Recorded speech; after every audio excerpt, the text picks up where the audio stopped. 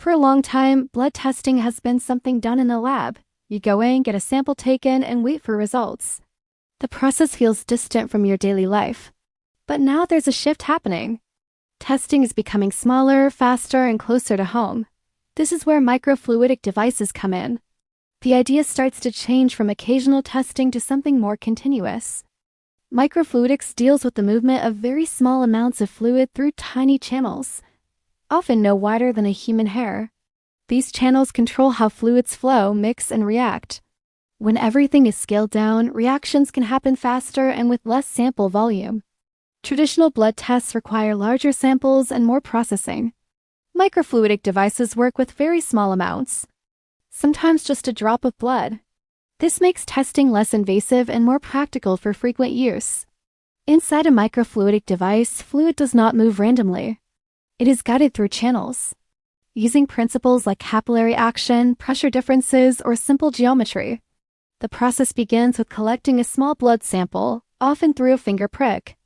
The sample is placed onto the device, where it enters the microchannels. In many cases, the device separates plasma from whole blood using filters or flow patterns. This step is important because many tests require plasma rather than whole blood. Once the sample reaches the detection area, it interacts with specific reagents. The reaction may produce a color change, an electrical signal, or another measurable output. The result is then displayed either directly on the device or through a connected system like a smartphone. This allows users to see their results quickly without sending samples to a lab. In more advanced systems, data can be tracked over time to identify patterns. Microfluidic devices make testing more accessible by reducing the need for specialized equipment. They allow testing to happen outside traditional settings. This can lead to earlier detection and more frequent monitoring. As these devices become more advanced, they can integrate multiple tests into a single platform. This opens the possibility of monitoring several biomarkers at once. It also supports personalized health tracking.